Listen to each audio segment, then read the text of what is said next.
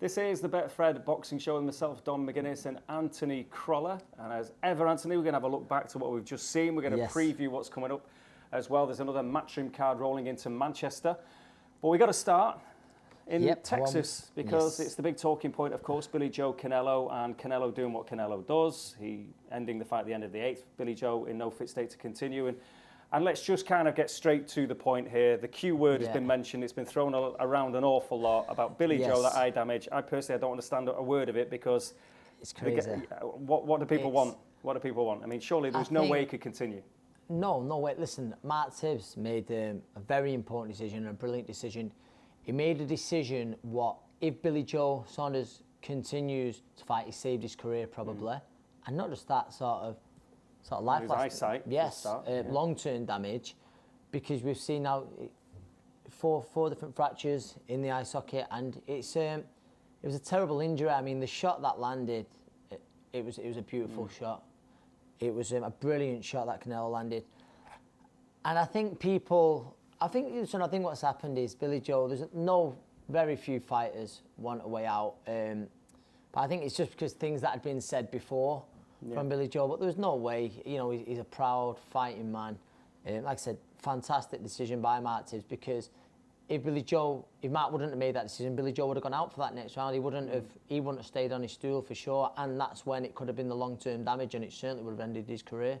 Do you think there might be a change now in the way that people perceive these incidents? Because if you think back to Kell Brook a few years ago, when it happened twice to him, against Golovkin, against Errol Spence, with different eyes getting damaged.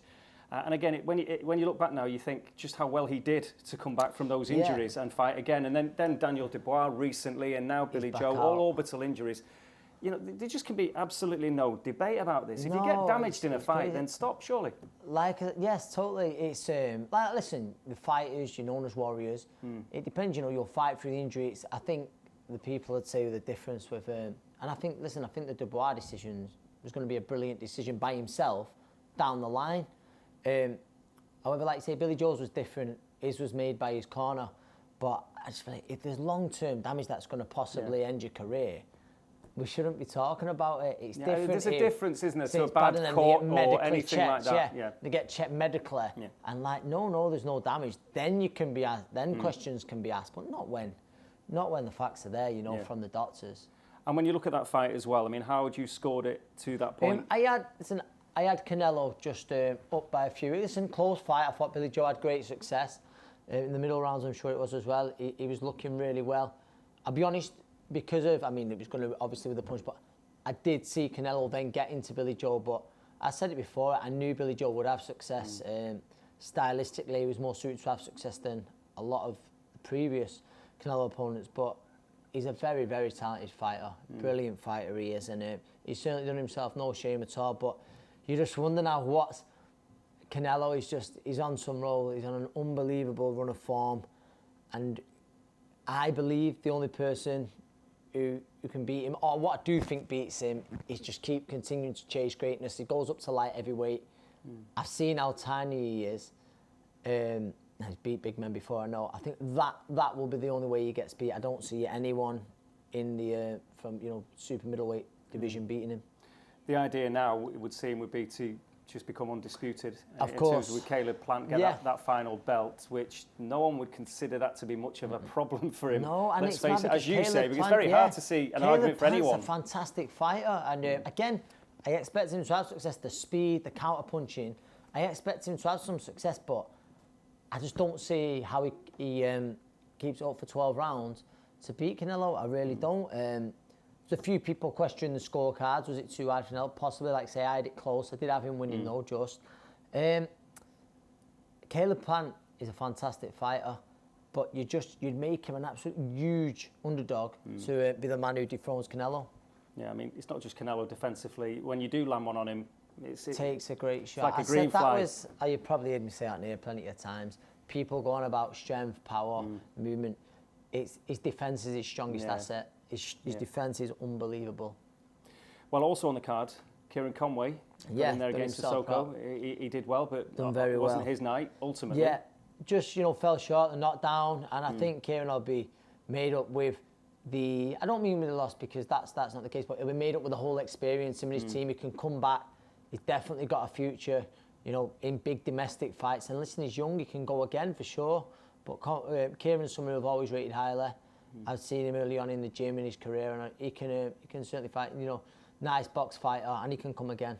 Just to wrap up then, the weekend that we've just witnessed, Liam Smith, your long-term friend and long-term stablemate, who went out to deepest, darkest Russia, took on Kurbanov. It was a good, close fight. It was a fantastic fight. Didn't get the nod. Again, try with your unbiased head. Yeah. How did you score it? It's sad. I thought it was unlucky. The online reaction, again, was, I thought they thought he'd done enough. It was, and then sadly, you know, people... When that bell went, because it was slightly close, you did worry. Like, I thought he'd definitely done enough. And I think, like I say, a lot of people did, but then sometimes people, well, you can't say that because it's happening here in the UK. And that's true. However, it shouldn't be happening here in the UK and it shouldn't be happening in Russia. What I will say, I think the talk of that, especially one of the cards, which I thought was disgusting. The 5 rounds, we should be talking about a great fight because it was a fantastic fight. It was brilliant fight. What next for Liam, do you feel? I think Liam now will see whether he stays at super welterweight, like middleweight, or he goes up to middle. He's been there a long time. I believe what he'll do now, he'll have one final charge at winning a world title, whether it be at super welter or whether it be at middleweight, and that'll be it. But one thing about Liam Smith, he's never in a bad fight. Like I say, it was a fantastic fight. Now, that's a really tricky journey to make to get to Ekaterinburg because it's about a 3-flight journey. So you've got to go all over the place to get to there. Yeah. Now, to get back as well, when you think about it, he's fighting late Friday night, so he's got Saturday, then he's trying to travel back.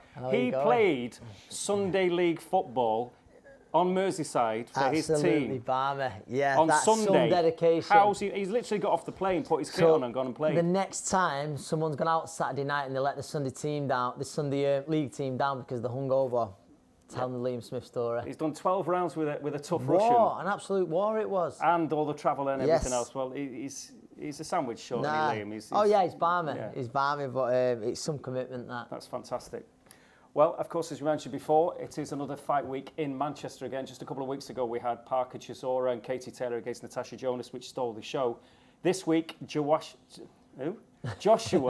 Buatsi is in Manchester again. He takes on Dos Santos, which, I mean, again, this is a slight change to the card because Terry Harper was meant to be on there as well with that unification with Choi. But as it is, Joshua Buatsi, who everyone's looking forward to seeing, and any potential improvements that Virgil Hunter, his new trainer, has made. Yeah. But just firstly, how highly do you rate him anyway? And then what do you think Virgil adds? I rate Joshua Buatsi very highly. I think he's a very complete fighter, very well balanced. I think it was most people's opinion, you know, who would make the best professional out of the Olympians that year. Yeah. And a lot of people went Joshua Buatsi. Everyone was after his signature. And I think now, listen, I've not seen too much of Dos Santos. I don't think many people have, but he comes with a winning record. He's been in with some decent company, but everyone expects Buatsi to come through. But like you just mentioned, we want to see if there's improvements under Virgil Hunter, which you would imagine, you know, an unbelievable trainer like him. And I think a big part of it has been Joshua Buatsi. Last time out, I think he'd be the first to admit he got hit far too much. Yeah. And that's been the criticism in a few of his fights. I think whether he's gone there to improve, I mean, you're always looking to improve defensively, but, you know, he's seen Virgil as that man. And I think, you know, he's very chilled out sort of manner he's got there. And I think he'll be happy to be out the way and just working on his craft. And I know Virgil Hunter was speaking to him once when he was over at the gym with Amir Khan, and he's saying how he swears how boxers should be in the gym all year round. And it made me think, if you're only in gym a few weeks before camp starts, technically if you're fighting twice a year, you're having half the year off. And you know, he's very dedicated. I think I look forward to seeing the improvements from Joshua Buatsi. Now, with this going over to the States to be trained, again, where do you stand on it, really? You've seen it can work, obviously, for fighters, but is it sometimes something that maybe too much read into it? Are they any better over there? Are the trainers any better there than they are here? Is it a fad? Is it something that can really change a fight for the good, or, you know? I just think it's about going to the right trainer for the fighter. You know, the fighter picking the right trainer, not for a lifestyle. not because certain places are better than others. And I think with Virgil Hunter, he's certainly not. It's not like he's got a luxury gym in Beverly Hills. No. It's no glitz and glamour where he is. And I remember Amir saying, it can be so boring at times, but you're there just to do your job. But I think we've got some unbelievable coaches here in the UK, and I think they're getting more and more recognition. It's not to say that America has better coaches. Some of them, but it's just about going for the right reasons. Yeah. For the right reasons. Some fights, I think it does going out there because it takes them away from the distractions at home. And I believe, like you say, Boatsie's certainly gone over for the right reason. No, it's just interesting, obviously, with Buddy McGirt, Derek Chisora, with Roy Jones Jr., Chris Eubank Jr. Yes, now, at the moment, it's becoming a very popular thing, and isn't we've it? seen over the years, happened, obviously, Amir with Freddie Roach, Amir with Virgil Hunter. It's not a new thing, it's just it's rumbling on. But also in Manchester this weekend, the undercard, again, if we look at that, as we mentioned it, Terry Harper, that was unfortunate. I mean, I think Steffi Bull sent her back to the chip shop, he said now, because she's got this hand injury. I've seen him tweet something like that, and you feel for her massively, Erin Choi, that unification fight she's wanted, she's crying out for, and listen, you feel for Choi as well. Wow. Do you know what a story she had? But it's a refracture, I think, as well, so that's going to be after, I'm sure, she's getting it operated on today. I'm almost sure of that. She's young, she can come back. Yeah. We've just got to see, hopefully that fight can be made again. I'm sure it will be. The matchroom won't have a problem in making that. But I think now, like you say, it's a solid undercard. We want to see some great fights, but we wish Terry Harper all the best in recovery. Yep, Gamal Yafai is on the undercard. Jason big Cunningham. Fan of Yafai. So Steffi's going to be busy anyway. He's got a couple of fighters on the card. Steffi's got a busy night. And listen, it's a big ask for Jason Cunningham. And he's been a very solid pro. I knew him from his ABA days, his amateur days and ABA finals. And I'm glad he's getting an opportunity like this to fight for the European title. We're in Gamal, like I say, he's coming off a great win in Italy. And I said I'm a big fan of the Yafais. Amy's brother Cal, the youngest brother Galal, who might be the best of the lot, who's going to the Olympics.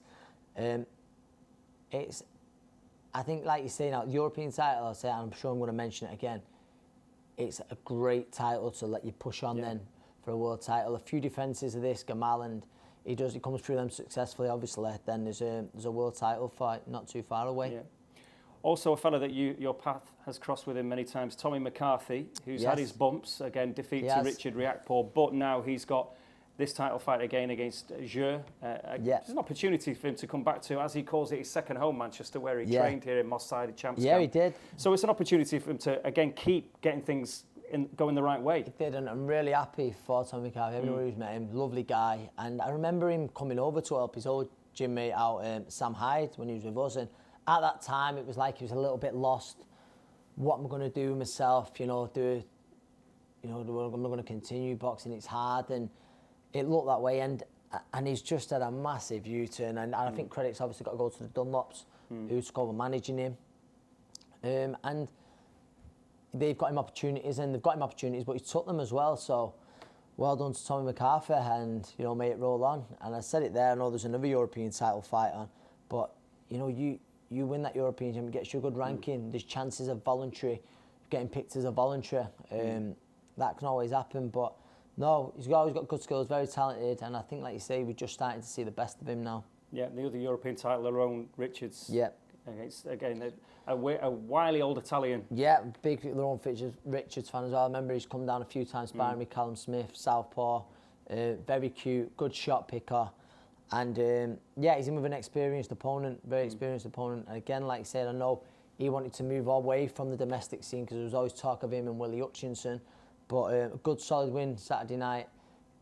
Like I said, I believe, like you say, he has got world-class potential, Lerone Richards. Very clever.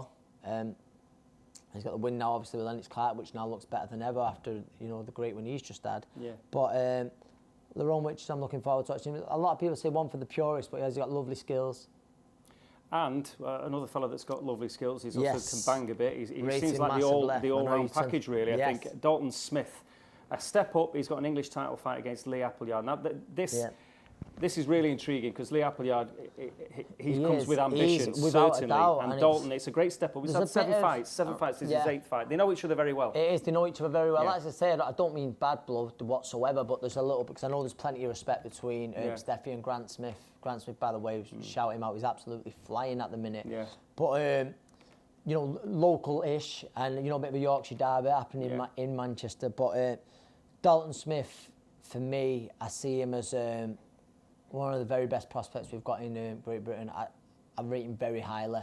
I think he's a complete fighter, and I believe he's got the potential to go all the way and win a world title. I do. I rate him that highly, and I think it's a great fight in his career. Early on in his career, against Lee Appleyard, who's a very solid opponent. He'll ask a few questions, but do I expect Dalton to come through? Yeah, I do. I rate him very highly. Just sticking with South Yorkshire, because hot off the press almost. Yes. Jamie Mcdonnell has announced his retirement. Yes, now, what a career. A fella that, with his twin Gav, they've come from nothing to really do amazing things, really. World title challenges, and then Jamie actually became a world champ. Yeah. Going to solid Texas. World champion. Yeah, I mean, defending it, going to Texas. Fighters. I think in the end, I'm not saying he would have beaten you, but the weight had caught up with him. Yeah. He was huge at the weight, absolutely huge at the weight. But that night in Doncaster, but before that, I remember him going, you know, down to Brentwood to fight Ian Napper, who had lovely skills, and him winning there, going away to France to win the European title. He doesn't get nearly enough credit, Jamie Mcdonnell. But the two Texas visits, I mean, incredible. Mate, unbelievable, twice. Yeah. One was random on a Sunday afternoon or something like that. He fought the very best fighters in the sport, and he beat some of them as well. Criminally underrated, and wish him all the best in retirement. He's a great character as well, Jamie. Yeah, I remember talking to the pair of them once, and they're not boxing fans at all. That's what made it even more impressive in my eyes. The fact that they can just do it. They do it because they can, and they're good at it. It's just the job. No, great lads, and like you say, he's done a lot for around that scene. You know, the Yorkshire boxing around there, that scene, and encouraged a lot of lads to get into it. But yeah, no, fantastic fighter. Yeah. And there is a big fight stateside as well that we can look forward to now if we move on from Jamie. But it is Luis Nery against Brandon Figueroa. Now, WBC Super Bantamweight. Again, this is one that you just think this can't fail. Surely to excite. And it's, you know what people say? Yeah, maybe one for the real boxing fans and stuff like that. This can't help but be a fantastic fight. I feel. Nery, I think, is brilliant. My mate Scott Quigg, he sparred with him over in the wildcard a few times. Speaks really highly of him. Figueroa, he's in great form, world champion. I go with Nery, but I think it's a fantastic fight. Nery's had problems with weight in the past and stuff like that, but I think it's going to be an absolute barnstormer of a fight. Well, look forward to that one. Now, of course, coming very soon is something called Fight Zone that we both know very much about as well, Anthony. And Betfred, they've already gone on board, of course, with Matchroom. Betfred, big part of Matchroom now, big sponsor. But Betfred involved now with Fight Zone, which is going to be Friday night boxing every single week on the new platform that is Fight Zone. And you've got a couple of fighters coming up on the shows as well, so you're going to be busy with Fight Zone. But we just, a little bit earlier as well, which I'll get your thoughts in a bit, Anthony, but of course, Fight Zone with Betfred behind it, and there's a Fight Zone brand ambassador that we both know, a certain Ricky the Hitman Hatton. So a little bit earlier, myself and Anthony, we called with Ricky to get his thoughts on life, on boxing, on everything on Fight Zone. Well, Ricky, good to see you. I mean, just tell us, basically, I mean, you're as busy as ever, I'm sure. What's going on at the moment? You're in your gym in Hyde, so just set the scene for us. Yeah, we're just in the gym ticking over, to be honest. I've been very fortunate. When we first went into lockdown, I was able to train the lads, but because there's been no crowds or anything like that, none of the lads were getting fights. So we felt like we was peeing into the wind, as they say. But I said to all the lads, I said, if they knuckle down and keep on top of things and keep fit, the minute any phone calls come along and a date comes up or an opportunity comes, I said, you want to be able to snatch it with both hands. So, a couple of me boxers, we've got a boxer here called Brad Rhea, who's 10 unbeaten. He boxed on a Matchroom show and won against another unbeaten fighter in Lee Cutler. And then Ibrahim Nadeem boxed a couple of weeks earlier for that. He impressed also on a Matchroom show. And I've also got an Irish boxer who's 1-0 like middleweight called Brett McGuinness. He's fighting on McGuinness' show on Channel 5 a week on Saturday. And needless to say, Campbell's had a couple of fights in the time. So, and now the crowds are starting to open up at the boxing match. I think we've turned a corner, mate. Ricky, just really quickly about Campbell. I saw, I think you put it in an Instagram post, and I said sort of the same on last week's show. Was you happy? Well, you was happy, I know the answer there, but there's a huge difference from the pro debut to the second fight last week out of the arena. He looked like he'd settled down an awful lot more. And listen, a good opponent in Levi Dunn as well. Was you really happy with how it went? Yeah, he's listen, I had 85 amateur fights and won them national titles and that. Campbell had 22 amateur fights, 20 years of age. And for the build-up for his first fight, he'd never done an interview before. You know what I mean? They did a brilliant documentary on him, Blue Moon Rising, the midweek. Then the day of the fight, he was on Good Morning Britain. And this is somebody who's never done an interview ever in his life. And I think the big build-up he had, the big ring walk, the entrance and everything being in Gibraltar, which was wonderful. I'm not complaining about the build-up, but I think it just got to him a little bit, with the inexperience, that he has at this stage. And he was a little bit gutted about his performance in his first fight. He didn't think he showed half of what he's got. But I didn't even have a build-up like that when I went pro. You know what I mean? So I think it just got to him a little bit, but he took it on board. He's learned from it. And I think his fight last week at the Manchester Arena, I think he was tenfold better. And it's nice for people to say, listen, we couldn't believe the difference in him. I said, right, I can believe the difference. And I know what he's capable of doing. Just needs people to be patient. Just give him time to show it. It was interesting to hear you. I was ringside for the fight, and I spoke to Campbell afterwards. We could hear your instructions all through the fight. Now, again, it's a family affair with yourself, with Matthew in the corner, but how hard is it for you when you're sitting there? You're just a couple of rows back, you try to keep your distance, but it's your son in there, and you've seen it, you've done it all, so naturally, you want the instructions to get there as well, but it must be hard for you to rein yourself in, is it? Yeah, it's horrible. It's absolutely horrible. I'm thankful for the COVID masks at the minute because nobody can see me striking, to be honest with you, But no, I was very nervous for his debut with the build-up and everything like that. But I think the fact that he was so gutted, and seeing your son so gutted, knowing that he knows he could have performed better, I think that's why I was a little bit more vocal with my advice from the corner. You know what I mean? I know he's getting the advice, the best advice in the corner from our Matt. That goes without saying, but I just wanted to do the same I could because there was no crowd in there, so obviously you could hear me. And I just wanted him to keep his shape because, in his debut, I think Anthony will agree with me, in his debut, he showed flashes early on of what he's capable of doing, but he lost his shape, and that's when he fell to pieces. And I just kept saying to him, just keep the jab coming, keep your shape, keep your cool, keep your composure.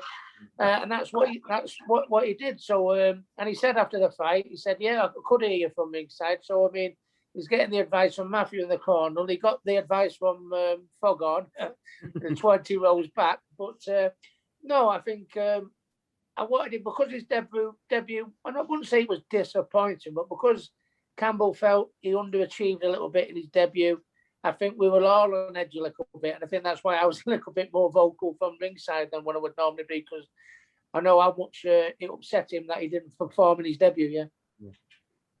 Ricky, obviously the huge fight weekend, Canelo defeating Billy Joe Saunders. Obviously, we just wanted to get your take on it. Obviously, being a fighter and a coach, ex-fighter and now coach. What was your opinion on the stoppage? The right decision by Martez, which obviously looks that way now with the injury, and Billy Joe. The criticism he's getting. What's your opinion on all that? Well, no, Billy Joe. I know he was up for it. I spoke to him in the week of the fight. I knew he was massively up for it. He was, bearing in mind, he was a two-weight world champion. Do you know what I mean? But he saw this as his opportunity to mix it with the creme de la creme in that pound-for-pound level. So I know he was up for it. I know the type of man he is. He's a fighting man. You know what I mean? He lays it out and everything. But you could tell instantly from that right uppercut that Canelo landed. You just knew that the damage had done, and you saw the iron. In fact, Billy, he left it to Mark Tibbs in the corner, didn't he? To do. And sometimes, the boxer, I mean, I've never been in that position, but I've seen, fighters that have been in that position. We had Daniel Dubois a few weeks ago, Kell Brook. I think, and you don't know the pain that we go through. And unless you've gone through them boxing ropes, it's all right, to be sat there on your keyboard and criticise, Billy Joe Saunders for this, for that, for the rest of it. I don't think you're in a position to comment or give your comment unless you climb through the ropes like we have. You don't know what pain Billy Joe would have been in with. Every punch that Canelo was throwing, you was wincing watching it on your settee, weren't you? Every punch that was whizzing past and landing, you're thinking, oh God, get out of the way, Billy. But so you don't realise the damage that Canelo can do. But he was still in there fighting, and the corner pulled him out. I don't think there's any blame you can put on Billy Joe Saunders. And it's all right for these people to say this, say that.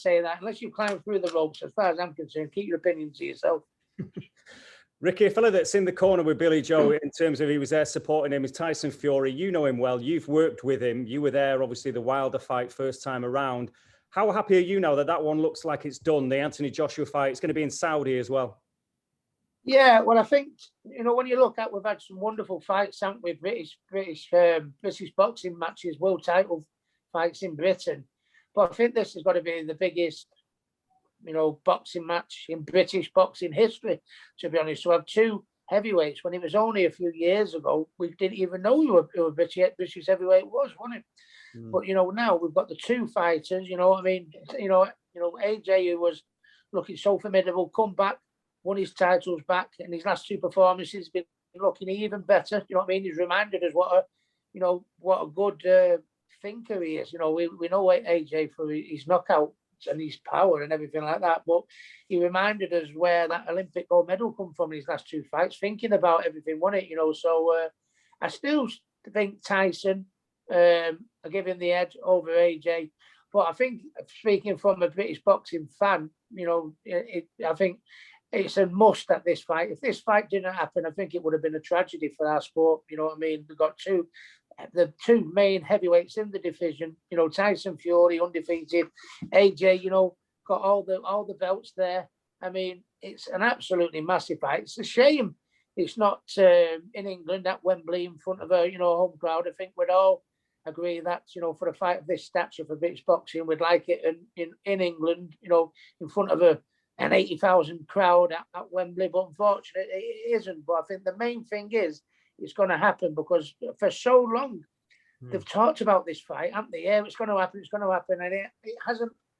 The only time it's looking like it is going to happen is till recently, which is fantastic news, to be honest with you, because I thought maybe because of the COVID and the situation that we're all in, I thought maybe this fight we're going to miss out on, which would have been a shame for our sport in this country. Yeah. Ricky, last from us really was we wanted to talk about Fight Zone. You yourself, like with fighters who aren't always on television, I know it firsthand as well. How important do you think it is that there's going to be fights week in, week out, and these lads are going to be getting out, and girls, these lads and girls are going to be getting out, shows up and down the country, boxing every week and available. More. I always say the more boxing on TV are available for viewers to watch is a good thing. Well, I think there's a gap for it in our sport now. Obviously, the job that Frank Warren and Eddie Hearn and MTK and Mick Hennessy have done, they've probably done great for our sport because they've kept it on the TVs for us, haven't they? But everybody would like to box on Sky Sports, everyone likes to box on Box Office, everyone likes to box on BT, but sometimes there's these unsung heroes that are coming through. I was very fortunate when I was coming through. I was top of the bill on Sky. When I was Intercontinental champion, there was me, Mike Brodie, Anthony Farnell, Michael Gomez. We were fighting on these small hall shows, but you don't get to see them anymore. Everything's either Box Office, BT, Sky Sports. So I think there's a gap for us to see the young homegrown. And listen, we might unearth a talent from somewhere on these small. Because where do we all come from? We all come from the small shows. We all come from, and sometimes you don't get to see the undercard these days. Everything's on Box Office. Everything's on there. So I think it's fantastic what Fight Zone is going to do. I think there's a market to see the 6-round fights as well, the 8-round fights. Some of the best fights you see are in them 6 and 8 rounders. And how good it would be to see someone on Fight Zone coming through as an 18, 19-year-old, 20-year-old. And then, he might eventually get to box office. But it's nice for fight fans to see him from day one. And I think the fact that Fight Zone is doing this, I think there's a massive marketing to it. And fantastic that Betfred are backing him all the way. And I think with a backer like Betfred, I think they can go from strength to strength. I know it's only early days, but I really do think there's a market for it in our sport now, because we're seeing YouTubers versus the best pound-for-pound fighters in the world. We're seeing boxers against mixed martial arts, you know what I mean? We're seeing big world title fights up top of the bill, but we're not seeing the small old shows, and we're not seeing the small old show talent. And I think there's a market for it. And so fantastic to Fight Zone. That's brilliant, Rick. And it's a shame we've run out of time, because I know Anthony wanted to ask you all about City's Premier League title win. I'm sure he did, yeah. I'm sure he did, yeah. Well, I thought you'd have come on. I thought we'd be speaking about this on Saturday, but we got the job done. Got the job done last night. But mate, in the end, mate. In the end, well done. Yeah. I don't believe you somehow, but cheers. Nah, killing me, mate. Killing me. I just need Chelsea to stop this treble. Rick, no, thank you, Ricky, and give the boys my regards anyway. Yeah, no pleasure, mate. And to be honest, there's a market for this Fight Zone, isn't there? Definitely, I definitely think there is, really. You see a main event, you see a chief support, and maybe one other fight. Yeah. That's all we see nowadays. So at least you're going to get to see, the grassroots a little bit more. Yeah. So I think it's a good thing, mate. No, but even going to your big nights, I remember going as a kid and that, but I'd get there early because, Joe, on the undercard, you'll have your Paul Smiths, your Matthew Macklins, and I know they were sort of decorated amateurs, but there was a lot of other, just great fighters coming through, which now you wouldn't get to see. There's an handful of fights you get to see, isn't there? Yeah, well, minute now, these fighters only get the chance now when all of a sudden, when they're 17, 18, 19 and 0. What a fantastic thing to see, and when they're 2 and 3 and 0, and you can see it go from day one to the top. You know what I mean? It's going to be good. Ricky Hatton there, always in good form, Anthony. And obviously, again, he could have hit you a bit hard about the City thing, but you go back a long way, you and Ricky, don't you? No, listen, I say it all the time. There wasn't many British fighters who didn't look up to or wanted to be the next Ricky Hatton. Never mind Manchester fighter. Those nights be forever in my memory.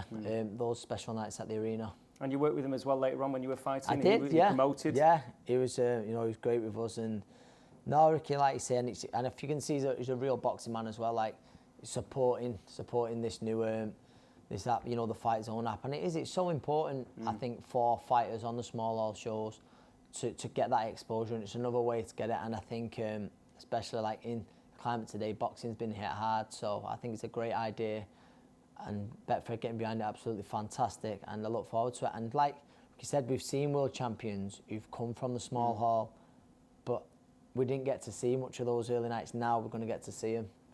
If you think about it as well, it's been a long time since you could say without any hesitation, Friday night is going to be fight night. Brilliant, yes, and that's it. And I think Ricky made a point then, and I certainly can't complain because it benefited me.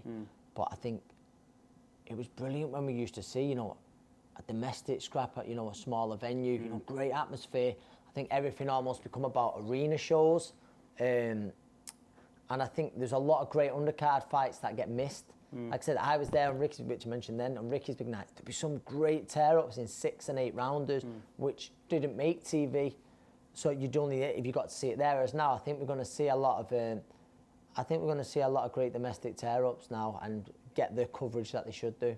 And it will be interesting as well because there will be some nuggets unearthed, without doubt. And again, watching them progress now, and as Ricky said, it's not all about box office, it's about seeing the progress of fighters. And you can follow someone's career from the start now. Because these fights are every Friday, non-stop. And it, like I say, relates to it. And like I said, there was some great shows on, a Sky Friday Fight Night, Joe, over the years. And I think now this takes off the way it could and should. We're going to see that. We're going to see some great sort of talent emerge and fighters who wouldn't have got the exposure that they would have done otherwise.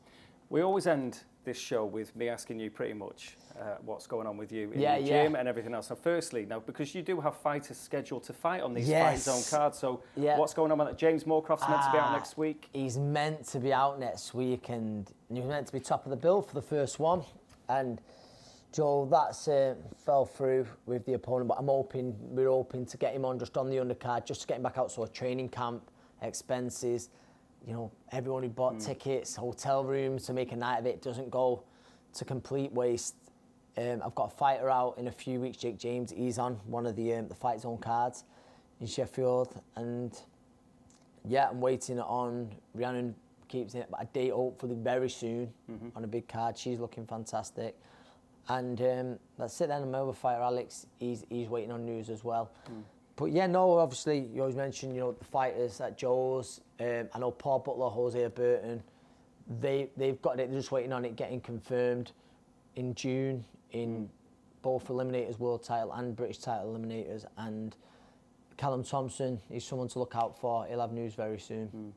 And Fox ABC, you've been busy with the kids, because since obviously the relaxation of the rules, the kids have been piling in now. We've had to do some kind of booking system, because it was one of them, and it's a great problem to have.